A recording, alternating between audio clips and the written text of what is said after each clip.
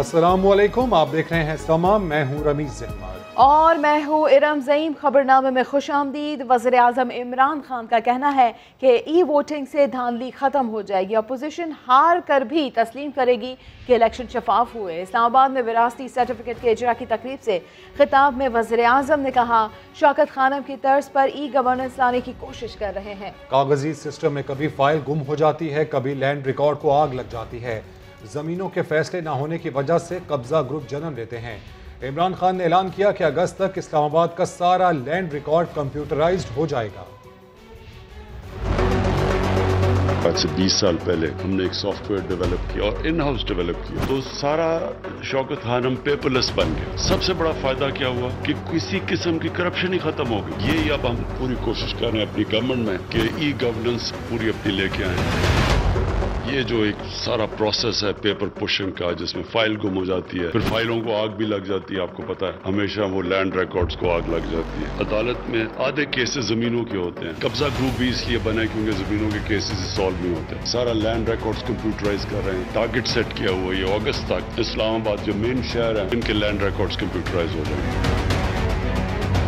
पाकिस्तान के अंदर EVM machines का वो सारा ईवीएम मशीन्स वो काम करेंगी जो एलिमिनेट कर देंगी जिधर सारी धांधली होती है। जैसे इलेक्शन खत्म हुआ, बटन दबाया, रिजल्ट आ गया। हम अपने इलेक्शंस भी पाकिस्तान में ऐसे करवाएंगे कि जो ऑपोजिशन है अगर वो हारेगी वो मान जाएगी कि उनको फेयर तरीके से हराया गया। आज़ाद कश्मीर में इलेक्शन का मौसम सियासी महाज गरम। ऐसे में मरीम नवाज ने कोटली में वज़ीर आज़म पर इल्ज़ामात लगा दिया। कहा, कश्मीर को सूबा बनाने के लिए इमरान खान अपना वज़ीर आज़म लाना चाहते हैं, लेकिन बच्चा बच्चा कट मरेगा, कश्मीर सूबा नहीं बनेगा। उन्होंने इल्ज़ाम लगाया कि हुकूमत ने मकबूजा कश्मीर मोदी की झोली में डाल दिया। तो यहाँ पर अपना वज़ीर आज़म इसलिए लाना चाहता है क्योंकि वो कश्मीर को सूबा बनाना चाहता है। तुम कश्मीर को सूबा बनाकर कश्मीरियों से उनकी शनाख्त और उनका तशख्खुस और उनकी आजादी छीनना चाहते हो। बच्चा बच्चा कट मरेगा, कश्मीर सूबा नहीं बनेगा। वो इमरान खान आ रहा है कि जब उसको कश्मीर का झंडा पकड़ाया गया उसने कश्मीर के झंडे को हाथ भी नहीं लगाया। इस कश्मीर के झंडे को हम चूम के आंखों के साथ लगाते हैं। मकबूजा कश्मीर को मोदी की झोली में फेंक कर आ गया है।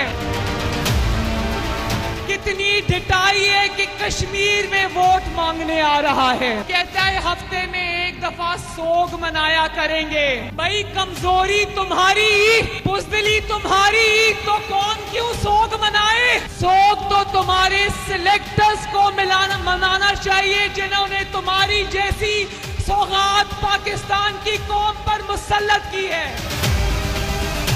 गुजरात किस मुंह से कश्मीर में जीत का दावा कर रहे हैं? कश्मीर कल भी नवाज शरीफ का था, कश्मीर आज भी नवाज शरीफ का है। वफाकी वजीर अमूर कश्मीर अली अमीन गंडापुर ने एक बार फिर सियासी मुखालिफिन को निशाने पर ले लिया। जुल्फ़िकार अली भुट्टो को गद्दार और नवाज शरीफ को डाकू करार दे दिया। कहा, सिंध में बच्चे भूख से मर रहे हैं मगर पीपी वाले कहते हैं भुट्टो जिंदा है। मरियम नवाज तस्वीरें फोटोशॉप करके कश्मीरी अवाम को धोखा नहीं दे सकती। वो जहां जाती हैं खुद को वहीं की बेटी बताती हैं। आज़ाद कश्मीर इलेक्शन में नून लीग और पीपी की हार यकीनी है। ये जो लोग आप पे बार बार हुकूमतें कर चुके हैं, इन्होंने पाकिस्तान में भी बार बार हुकूमतें की है। ये भुट्टो जिसका ये नारा मारते हैं, ये जिंदा है, भुट्टो जिंदा है। नारे भुट्टो, भुट्टो ने पूरे सिंध को मार दिया है। अभी भुट्टो जिंदा है, हमें नहीं चाहिए ऐसा जिंदा भुट्टो जिसकी वजह से हमारे बच्चे भूख से मर रहे हो, जिसकी वजह से हमारा कराची, हमारे कायद का शहर पानी में डूबा हुआ हो, कचरे में डूबा हुआ हो। ये वही भुट्टो है कि जब समझ गया कि अक्सरियत नहीं रह सकता तो अपनी वज़ीर आज़म की कुर्सी के लिए उधर तुम इधर हम, मुल्क को तोड़ दिया इस गद्दार ने।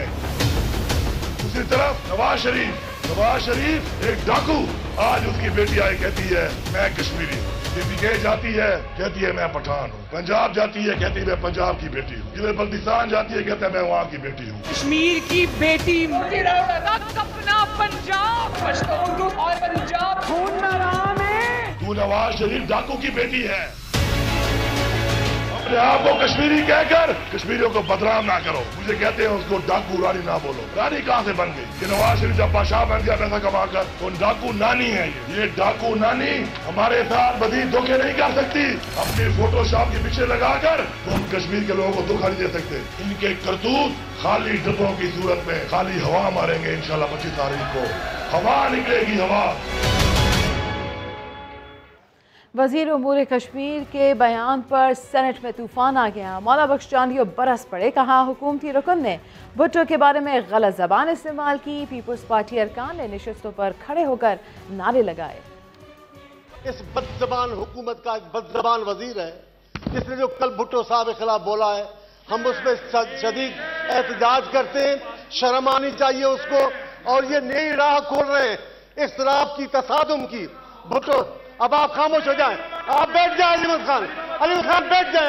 आपका वास्ता नहीं है, आपका वास्ता नहीं है, वैसे आप वास्ता नहीं है, उसका हाउस का मेंबर भुट्टो साहब को गालियां, ये कैसे बर्दाश्त है? ये कैसे बर्दाश्त?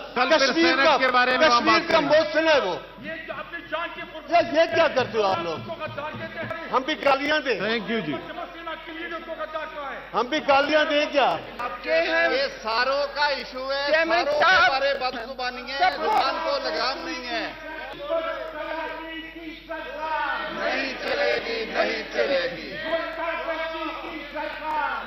रजा रब्बानी साहब हाउस में नारे न लगाएं प्लीज। खैबर पख्तूनख्वा के जिला कुरम में सिक्योरिटी फोर्सेस का ऑपरेशन, 3 दहशतगर्दों को ठिकाने लगा दिया। फायरिंग के तबादले में कैप्टन समेत 2 फौजी जामे शहादत नोश कर गए। वजीर दाखिला शेख रशीद अहमद का इजहार अफसोस। कहा दहशतगर्दों की कार्रवाइयां सिक्योरिटी फोर्सेस के हौसले पस्त नहीं कर सकती। इस्लामाबाद से उस्मान खान की रिपोर्ट। अर्ज़े पाक के दिफा के लिए कौम के बेटों की लाजवाल कुर्बानियां जारी।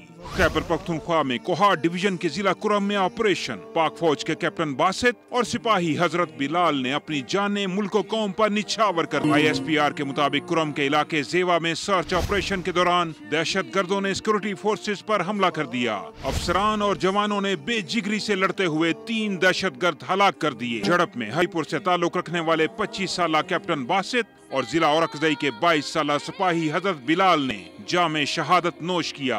इलाके को दहशतगर्दों से पाक करने के लिए सर्च ऑपरेशन बदस्तूर जारी है। जराइम में इजाफा, तफसीलात जानिए थोड़ी देर में।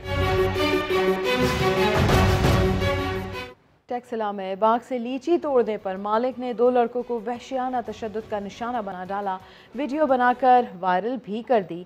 टेक्सला के अलाय खानपुर में बाग के मालिक ने लीची तोड़ने पर 2 लड़कों को पकड़ा और तशद्दुद का निशाना बनाया। वीडियो बनाई और वायरल करने की धमकी देकर ब्लैकमेल करता रहा। चंद रोज़ बाद वीडियो वायरल भी कर दी, जिस पर एक लड़के की बेवा मां ने थाने में शिकायत कर दी। इल्ज़ाम लगाया कि लड़कों को राह चलते अगवा किया गया और तशद्दुद का निशाना बनाया गया। पुलिस ने तहकीकात का आगाज़ कर दिया है। सांगला हिल में जुल्म की इंतहा। चचा ने मुबैना तौर पर 13 साला भतीजी को ज्यादती का निशाना बना डाला। दादा और दूसरे चचाओं ने मुलजिम के खिलाफ कार्रवाई के बजाय लड़की को छुरी के वार से कत्ल करने की कोशिश की और लड़की को जख्मी हालत में नहर में फेंक कर चले गए। लड़की की जान तो बच गई, लेकिन एक आंख जाया हो गई। पुलिस ने वालिद की दरख्वास्त पर भाइयों और बाप को गिरफ्तार कर लिया, जिन्होंने एतराफ़ जुर्म कर लिया है।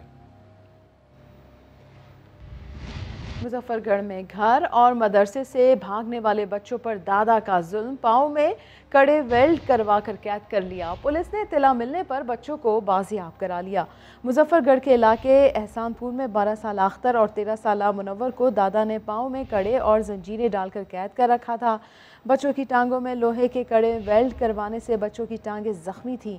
पुलिस के मुताबिक बच्चों के दादा अल्लाह बख्श और वेल्डर के खिलाफ मुकदमा दर्ज करके दादा को गिरफ्तार कर लिया गया है। मुलजिम अल्लाह बख्श का कहना है कि पोते बार बार घर और मदरसे से भाग जाते थे, इसलिए इन्हें जंजीरों से बांधा गया था। पेशावर में घर से भाई और 2 बहनों की लाशें मिली। तीनों माजूर थे। पुलिस ने शवाहिद जमा करके तफ्तीश का आगाज कर दिया। पेशावर के मोहल्ला सेठिया में घर से बदबू आने पर इलाका मकीनों ने पुलिस को इतला दी। पुलिस ने मौके पर पहुंचकर दरवाज़ा तोड़ा तो भाई और 2 बहनों की लाशें मिली जो 6 से 7 दिन पुरानी हैं। पुलिस ने शवाहिद जमा करके तहकीकात शुरू कर दी हैं। और क्या लुटेरे एसएसपी सेंट्रल गुलाम मुर्तज़ा को हल्का लेने लगे। कराची का डिस्ट्रिक्ट सेंट्रल जराइम का सेंटर बन गया। वारदातों के रिकॉर्ड टूट गए। बफर जोन, नॉर्थ नाज़िमाबाद और दीगर इलाकों में मोटरसाइकिल छीनने और चोरी की वारदातों में 45% इजाफा हुआ है। अहमद रहमान खान रिपोर्ट करेंगे। Buffer zone, Nazimabad, north Nazimabad, federal B area और लियाकताबाद,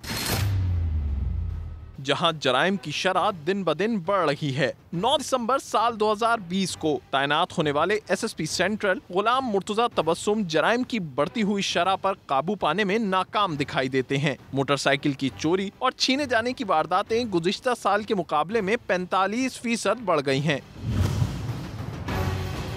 सिर्फ जिला वस्ती में जनवरी से मई के दौरान 5452 शहरी मोटरसाइकिल से महरूम हुए। गाड़ी की चोरी और छीने जाने की वारदातों में भी गुज़िश्ता साल की निस्बत 27% इजाफा हुआ है। रवां साल जनवरी से मई तक 245 शहरी गाड़ियों से हाथ धो चुके हैं। एसएसपी सेंट्रल गुलाम मुर्तज़ा की तैनाती को 6 माह हो गए हैं, लेकिन जराइम की शरह कम होने के बजाय बढ़ती जा रही है। अहमद रहमान खान, समा, कराची। कोरोना वायरस के कातिल वार जारी हैं। एक दिन में मजीद 24 अफराद जान की बाजी हार गए। 1980 नए केसेस रिपोर्ट हुए। शरह 4.17 तक जा पहुंची। National command and operation centre के मुताबिक मजमूई अमवात की तादाद 22,642 हो गई। गुज़श्ता रोज मुल्क में 47,472 कोरोना टेस्ट किए गए, जिनमें से 1,980 मुस्बत निकले। इस वक्त मुल्क में 40,862 फाल केसेज हैं। पाकिस्तान में अब तक 9,78,847 कोरोना केसेस सामने आ चुके हैं। हर 2-3 माह बाद नया वेरिएंट आ रहा है, मगर वैक्सीन की अपग्रेडेशन पर काम नहीं हो रहा और भारतीय वेरिएंट काफ़ी तबाही मचा सकता है। कोविड टास्क फोर्स के सरबराह डॉक्टर अताउर रहमान ने खबरदार कर दिया। पार्लिमानी सेक्रेटरी सेहत सिंध कासिम सोमरो ने कहा है कि इंडियन वेरिएंट की लोकल ट्रांसमिशन शुरू हो चुकी है। इंडियन कोविड वेरिएंट का खतरा, ये वायरस मुल्क के बहुत से हिस्सों में फैलने लगा। कहीं तनासुब 5%, कहीं 25% और कहीं 50% तक पहुंच गया। ये बहुत तेजी से फैलता है, ब्लैक फंगस का सबब भी बन सकता है। कोविड टास्क फोर्स के सरबराह डॉक्टर अताउर रहमान ने खबरदार कर दिया। मॉर्निंग शो नया दिन से गुफ्तगू में उन्होंने बताया कि वैक्सीन डेल्टा इंडियन वेरिएंट से किसी हद तक महफूज रखती है, मगर एहतियात करना होगी वरना लॉकडाउन करना पड़ सकता है। आगे बकरीद का समय है तो हमें बहुत ही एहतियात करनी है, SOPs को फॉलो करना है। ये जितनी वैक्सीन इस वक्त अवेलेबल हैं, ये सब एक हद तक आपको प्रोटेक्ट करती हैं इस डेल्टा और डेल्टा प्लस वेरिएंट से और शदीद बीमारी से महफूज रखती हैं। लेकिन कोरोना फिर भी हो सकता है, लेकिन माइल्ड अटैक होगा। तो अगर वैक्सीन आप लगवा सकते हैं तो जरूर लगवाएं। पार्लिमानी सेक्रेटरी सेहत सिंध कासिम सोमरो ने बताया कि भारतीय वेरिएंट की लोकल ट्रांसमिशन शुरू हो चुकी है। डिस्ट्रिक्ट ईस्ट कराची में सबसे ज्यादा मुस्बत केसेस रिपोर्ट हुए हैं। हमने वो लोगों को वॉलंटियर के लिए तैयार किया कि आप वॉलंटियर करें अपने आप को SOPs के लिए भी, और जो गाइडलाइंस NCOC और गवर्नमेंट ऑफ सिंध की तरफ से जितनी दी गई हैं उस पर अमल करें। कासिम सोमरो ने कहा कि टास्क फोर्स की मीटिंग में मुख्तलिफ ऑप्शंस का जायजा लिया जाएगा। लोग ईद पर एहतियात करें। लाहौर के जिना अस्पताल में कोरोना वैक्सीन गायब होने की इंक्वायरी मुकम्मल। जिना अस्पताल के MS कसूरवार करार। वैक्सीन ज़ाया नहीं हुई बल्कि MS ने अपने अजीज़ो अकारिब को लगवा दी। अपडेट्स हासिल करेंगे समा के नुमाइंदे दानियाल उमर से। दानियाल, मजीद क्या है इस रिपोर्ट में? देखिए, जिना अस्पताल में कुछ माह कबल वैक्सीन ज़ाया होने का जो मामला है वो सामने आया था, जिस पर वज़ीर आला पंजाब ने एक इंक्वायरी कमेटी तश्कील दी थी, जिसने अपनी इंक्वायरी रिपोर्ट जो है वो तैयार कर ली है, जिसमें जिना अस्पताल के MS डॉक्टर याहिया सुल्तान जो हैं वो कसूरवार करार पाए हैं। उस इंक्वायरी रिपोर्ट में लिखा गया है कि डॉक्टर्स और नर्सेज के लिए वैक्सीन को वो सिफारिश पर लगाते रहे। डॉक्टर याहिया सुल्तान जो है वो नर्सिंग स्टाफ को डरा धमकाकर अपने करीबी अफराद को वैक्सीन लगाते रहे, और जिस टाइम नर्सिंग स्टाफ ने इनकार किया तो उन्होंने खुद कई अफराद को जो है वो वैक्सीन लगाई है। उनको शो कॉज नोटिस जारी कर दिया गया है वज़ीर आला पंजाब उस्मान बुज़दार के हुक्म पर, और 7 रोज में जवाब जमा करवाने की हिदायत की गई है। अगर वो जवाब नहीं जमा करवाएंगे तो इसका मतलब है वो इस कसूर को वो मान रहे हैं। जी, अपडेट्स के लिए शुक्रिया दानियाल। लियारी गैंगस्टर उज़ैर बलोच के खिलाफ प्रोसिक्यूशन फिर नाकाम। पुलिस पर हमला और सरकारी अमलाक को नुकसान पहुंचाने से मुतालिक केस में कराची की मकामी अदालत ने लियारी गैंगस्टर को मजीद 2 मुकदमात में बाइज्जत बरी कर दिया। बात कर लेते हैं इरफान अल हक से। इरफान, बताइएगा इस बारे में। देखिए, 2012 में ये मुकदमात दर्ज किए गए थे। लियारी ऑपरेशन के दौरान जो दीगर मुकदमात दर्ज हुए थे उनमें से ये 2 मुकदमात थे। कलाकोट और कलरी थाने पर हमले का इल्ज़ाम था और पुलिस के मुताबिक न सिर्फ पुलिस पर हमला किया और उज़ैर बलोच ने अपने साथियों के साथ सरकारी गाड़ी को नुकसान पहुंचाया, सरकारी गाड़ी तबाह कर दी। इन इल्ज़ामात में ये मुकदमा दर्ज था और सेशन अदालत में ये मुकदमा ज़ेर इल्तिबा था जुडिशल कॉम्प्लेक्स में। ताहम अदालत ने तफसीली दलाइल सुनने के बाद फैसला महफूज किया था, जो कि आज सुनाया है। अदालत ने अपने फैसले में करार दिया है कि प्रोसिक्यूशन की जानिब से ऐसे शवाहिद पेश नहीं किए जा सके जिसके मुताबिक हम ये मान लें कि इल्ज़ामात दुरुस्त है। दोनों मुकदमात में उज़ैर बलोच को अदालत ने बरी करने का हुक्म दिया है, बाइज्जत बरी करने का हुक्म दिया है और जो प्रोसिक्यूशन है वो एक बार फिर नाकाम। इरफान, आपसे ये भी जानना चाहेंगे, अब तक उज़ैर बलोच कितने मुकदमात में बरी हो चुका है? देखिए, मजमूई तौर पर उज़ैर बलोच के खिलाफ 65 से ज़ायद मुकदमात ज़ेर इल्तिबा हैं और ज़्यादातर मुकदमात इंसदाद दहशतगर्दी की अदालत में ज़ेर इल्तिबा हैं। अब तक उज़ैर बलोच तकरीबन 17 मुकदमात में बरी हो चुका है और जो दीगर मुकदमात हैं वो भी उसकी भी समाअत तेज़ी से हो रही है और अब चूँकि समाअत का आगाज़ हो चुका है और ट्रायल बहुत तेज़ी से चल रहा है तो इम्कान यही है कि जल्द अज जल्द इन मुकदमात के फैसले आना शुरू हो जाएंगे। बहुत शुक्रिया इरफान अल हक आपका। कराची में रिश्वत के एवज गैर मुल्की शहरी को शनाख्ती कार्ड बनाने का एक और स्कैंडल सामने आ गया। FIA ने डाटा एंट्री ऑपरेटर अब्दुल अजीज अब्बासी और 30,000 रुपये लेने वाले एजेंट महराज फ़हीम को गिरफ्तार कर लिया। FIA ने गैर मुल्कियों के शनाख्ती कार्ड्स के इजरा के खिलाफ मुहिम जारी रखते हुए नादरा डिफेंस मेगा सेंटर में कार्रवाई की। गैर मुल्की को शनाख्ती कार्ड जारी करने पर डाटा एंट्री ऑपरेटर, 30,000 रुपये वसूल करने वाले एजेंट और शनाख्ती कार्ड बनाने वाले गैर मुल्की मोहम्मद अमीन को गिरफ्तार कर लिया। FIA हुकाम के मुताबिक अब तक मुहिम के दौरान नादरा मुलाजमीन, एजेंट्स और गैर मुल्कियों समेत 13 अफराद गिरफ्तार हो चुके हैं। जुलाई तामई बड़ी सनतों की पैदावार में 14.57% इजाफा, जबकि वफाकी इदारे शुमारियात ने इस हवाले से सनती शोबे की कारकर्दगी रिपोर्ट जारी कर दी है। बात कर लेते हैं शकील अहमद से। शकील, क्या कुछ है इस रिपोर्ट में? देखिए, एक तो 11 माह के अंदर 14.5% से ज्यादा ग्रोथ रिकॉर्ड की है लार्ज स्केल मैन्युफैक्चरिंग में और अगर मई 2020 से मवाजना किया जाए मई 2021 का तो 36.84% नुमाया इजाफा हुआ है पैदावार में। गाड़ियाँ, टेक्सटाइल, केमिकल्स, अद्विया साजी की सनत समेत 10 बड़ी सनतें जो है उनकी कारकर्दगी अच्छी रही है। अगर 11 माह में देखें तो टेक्सटाइल की पैदावार में 15.64% और ऑटोमोबाइल की पैदावार में 47.81% इजाफा हुआ है और मई में ये 400% से ज्यादा ग्रोथ रही ऑटोमोबाइल सेक्टर में। मिनरल मसनूआत, फूड बेवरेजेस, पेट्रोलियम, अद्विया साजी, खाद, पेपर बोर्ड की पैदावार भी नुमाया रही है। तो जो हुकूमत ने मुआशी तरक्की का दावा किया था वो काफी हद तक हकीकत पसंद नजर आ रहा है, क्योंकि सनती पैदावार जो है वो काफी अच्छी रही है 11 माह इब्तदाई जो है पिछले 22 साल से। शकील अहमद अपडेट कर रहे थे आप। कोल्हू में मूसलाधार बारिश से तहसील 52 में राब्ता सड़कें सैलाबी रैले में बह गईं। कोल्हू का कोयटा और अंदरून बलोचिस्तान से ज़मीनी राब्ता मुनक़ता हो गया है। कोल्हू के मुख्तलिफ इलाकों में तूफ़ानी बारिश ने निज़ाम ज़िंदगी दरहम बरहम कर दिया। तेज़ हवाओं से बिजली के पोल गिरने से मुतादिद इलाकों में बिजली गायब है। शदीद बारिश के बाद सैलाबी रैले से तहसील 52 की राब्ता सड़कें भी बह गई हैं। कोल्हू का कोयटा और दीगर शहरों से ज़मीनी राब्ता मुनक़ता हो गया। बनाओ सिंघार उरूज पर, देखिए इसी बुलेटिन में। फैसलाबाद से खबर दे, जहां मूसलाधार बारिश ने सड़कों को तालाब बना दिया है। 29 मिलीमीटर बारिश ने ही शहर को पानी पानी कर दिया है। फैसलाबाद में मूसलाधार बारिश हुई है और ऐसे में इस वक्त सड़कें तालाब का मंजर पेश कर रही हैं। 29 मिलीमीटर यहाँ पर बारिश हुई है, शहर पानी पानी हो गया है। मिल्लत रोड, इकबाल स्टेडियम और हिजवेरी टाउन जो है वो पानी में डूब गए हैं। बात कर लेते हैं समा के नुमाइंदे उस्मान सिद्दीक से। उस्मान, निकासी आपके लिए क्या किया जा रहा है? फिलहाल तो अभी ना वासा नजर आ रहा है, ना फैसलाबाद की जिले इंतजामिया सिलसिले में नजर आ रही है। 29 मिलीमीटर की ये बारिश हुई है जिसने फैसलाबाद को डुबो के रख दिया है। आप फैसलाबाद की चारा पे भी आप इस वक्त जाएंगे, वहाँ पानी ही पानी नजर आएगा। लोगों की गाड़ियाँ खराब हो रही हैं, लोग पानी में डूबे हुए हैं, लेकिन जो जिले इंतजामिया है उनके कानों तक छू नहीं रही है। महकमा मौसमियात आगे मजीद बता रहा है कि कुछ देर बाद फिर से बारिश का एक स्पेल आएगा जो 25 से 26 मिलीमीटर का होगा। इससे मजीद जो पानी है वो जमा हो जाएगा। ताहम ना तो हमें कहीं वासा नजर आ रहा है और नहीं जिले इंतजामिया जो है इस पानी को खत्म करने के लिए कुछ इकदाम कर रही है।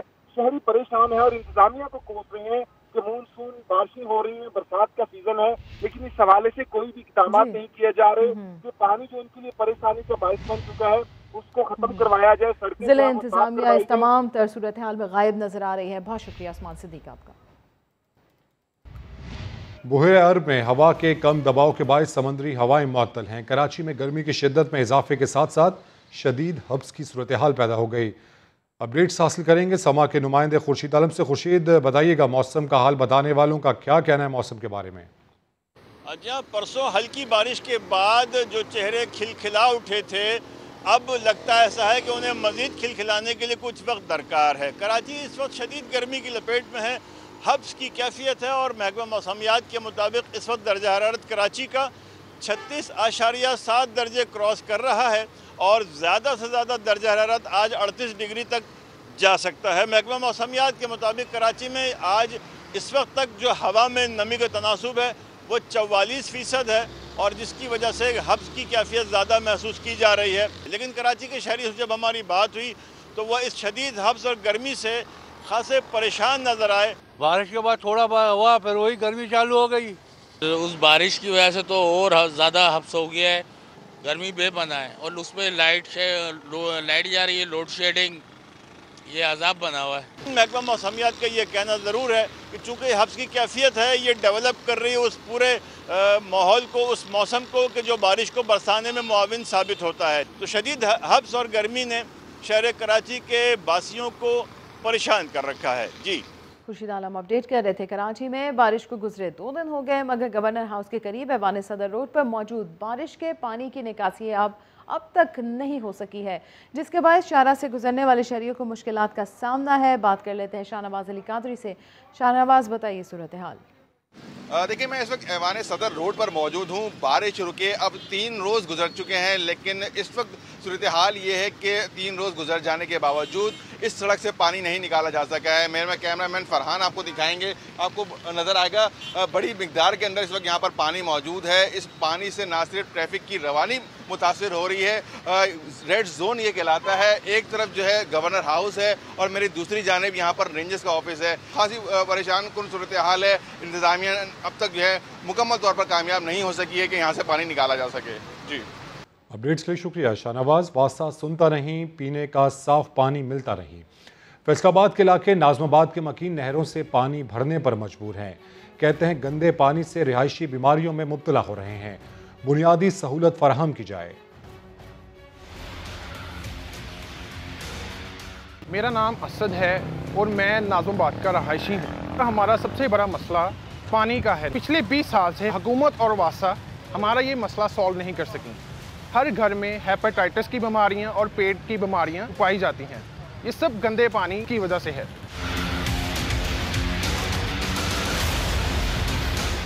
शहर भर में जितने भी फिल्ट्रेशन प्लांट हैं या तो बंद हो चुके हैं या ख़राब हो चुके हैं। साफ़ पानी के लिए हमें नहर पे आना पड़ता है, जिसकी वजह से यहाँ पे रश लग जाता है।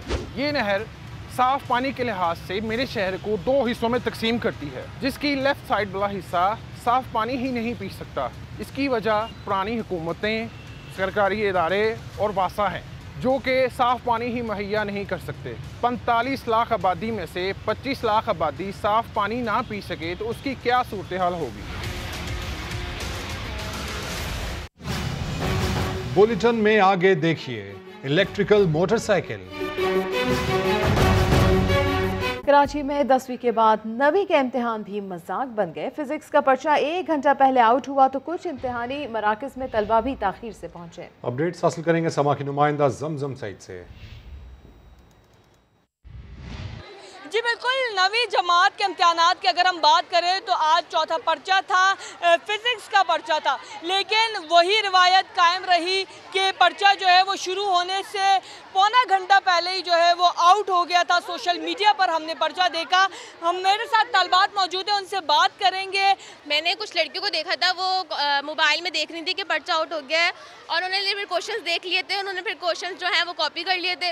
आप बताइए, आप क्या कहेंगे? आपने भी रटा मार ली था जल्दी जल्दी पर्चा देख के? जी बिल्कुल, पेपर आउट हुआ था, हमने भी देखा था, क्योंकि पहले से ही लीक हो जाता है पेपर। इस बात पे हम लोग भी एग्री करते हैं कि पेपर आउट हुआ है, क्योंकि वो लोग कह रहे थे कि हम लोग लेट आएंगे। लेट आने की वजह पूछी थी तो उस वजह से उन लोगों ने कहा था कि हम लोग लेट आएंगे क्योंकि पेपर लीक होता है 5-10 मिनट पहले। अच्छा जी, ये इन्होंने एक बड़ी ताज्जुब की बात है ये इन्होंने बताई कि ज़्यादातर स्टूडेंट्स हैं वो 9:30 बजे अगर पर्चा शुरू होता है तो 9:45-10 बजे जो है वो स्कूल पर्चा देने आ रहे होते हैं। उसकी वजह यही है क्योंकि उन्हें ये उम्मीद होती है कि पर्चा आउट होगा और उन्हें पर्चा देखने को मिल जाएगा और चंद एक सवाल जो है वो रटा मार लेंगे जल्दी से और आके जो है वो इम्तिहान में पर्चा कर लेंगे। जी जमजम सईद अपडेट कर रही थी। खेल की बात करेंगे। इंग्लैंड ने पाकिस्तान को वाइट वॉश कर दिया, तीसरा वनडे 3 विकेटों से जीत लिया। अगर तालिबान इक़्तिदार में आए हम साथ मिलकर काम करने के लिए तैयार है। इंग्लैंड के वज़ीर दिफा बेन वेलिस का अहम बयान, अमलियत पसंदी का यही तकाजा है। बेन वेलिस ने कहा है कि अगर तालिबान का रवैया मुनासिब रहा और वो इक़्तिदार में आ गए तो बरतानिया उनके साथ मिलकर काम करेगा। अखबार टेलीग्राफ से गुफ्तगू में उन्होंने उम्मीद जाहिर की कि तालिबान माजी की गलतियाँ नहीं दोहराएंगे। बेन वेलिस ने कहा कि अफगानिस्तान में जो हुकूमत भी कायम होगी और आलमी उसूलों की पासदारी करेगी, बरतानवी हुकूमत उसके साथ मामला तय करेगी। उनका तकाजा है कि दुश्मन से भी शराइत पर समझौता करें। ईद कुर्बान करीब आते ही जानवरों की सजावट का सामान भी हाथों हाथ बिकता है। इस कारोबार से वाबस्ता अफराद इन दिनों खूब कमाई कर रहे हैं, जबकि शहरी भी अपने जानवरों को सजाने में बहुत पुरजोश हैं। लाहौर से दानियाल सत्तार की रिपोर्ट।